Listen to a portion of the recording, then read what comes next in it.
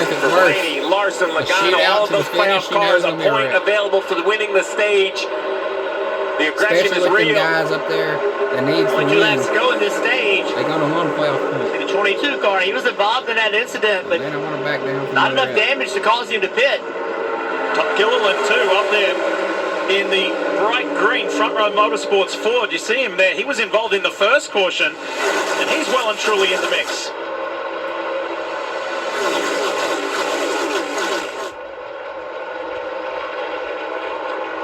Blaney moving up.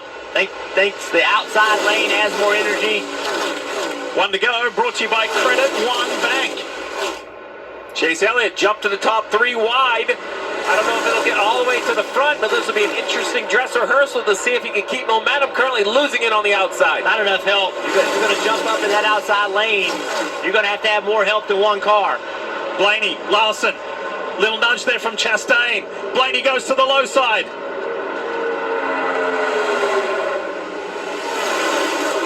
Ryan Blaney, who has led 26 laps of this race so far, and Kyle Larson looking to turn around just a slump in momentum. Is tonight the night for the 5? They're in the tri-oval, coming to complete stage 1, and it's Kyle Larson.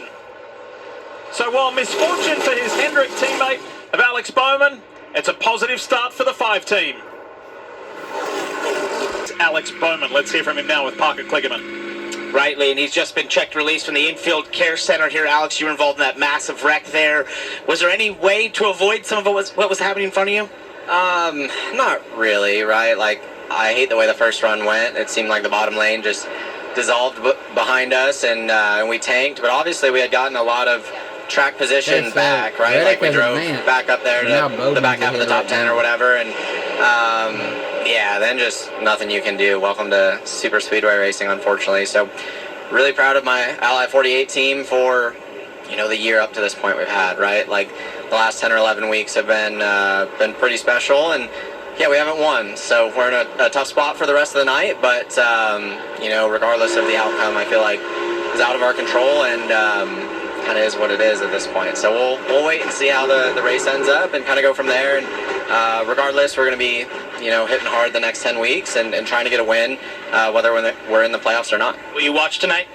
Yeah, I mean, you have to, right? Like, there's no way to get away from it. So while I have certainly stayed off social media, I'm going to sit in front of a TV and watch. But yeah, bummed for Hendrick Motorsports, everybody that worked so hard to not have a shot at it here tonight. But, you know, it was going to be tough whether we were in it or out of it. And unfortunately, we're on the sidelines watching, and we're going to find out here in a couple hours. A tough spot, but in good spirits for Alex Bowman, guys. He's out.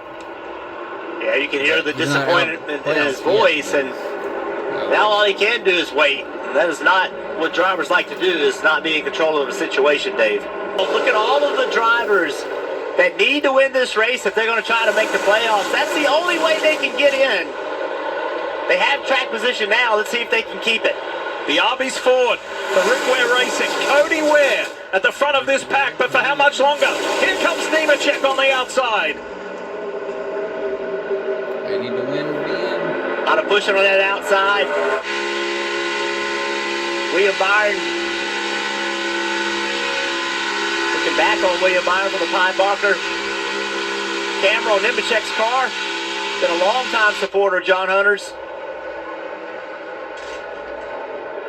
And they've just renewed, too, their commitment to the team through 2026. So that's good. It goes all the way back to John Hunter Nemechek's truck days and going through next year's NASCAR Cup season.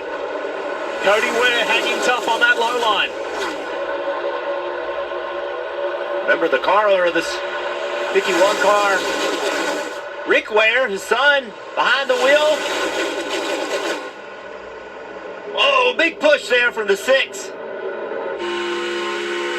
Brad is not afraid to push. He is very aggressive.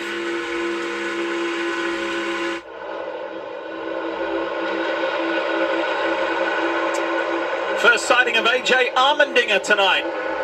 AJ is the second car on the high line.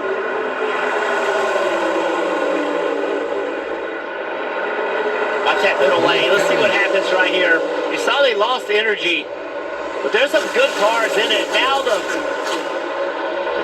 inside lane and the outside lane kind of spread apart. That gives a place for William Byron to go. And here he comes with energy from behind.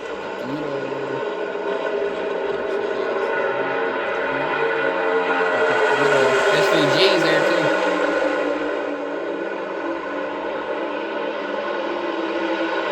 You got 4 Fords helping each other out on that low line with Ware and Keselowski,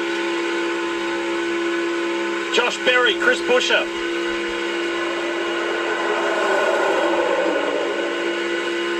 Look at this inside lane, so the middle lane.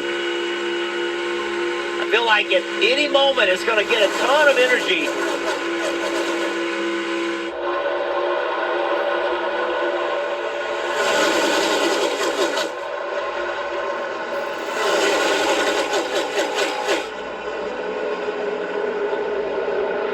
Brad Keselowski pushing.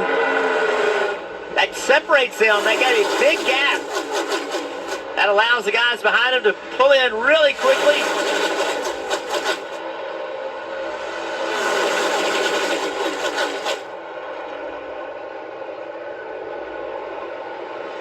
A great job by Cody Ware. This team doesn't normally run in the front. He's doing it now. Christopher Bell is going with that iconic scheme of the King with Eric Jones.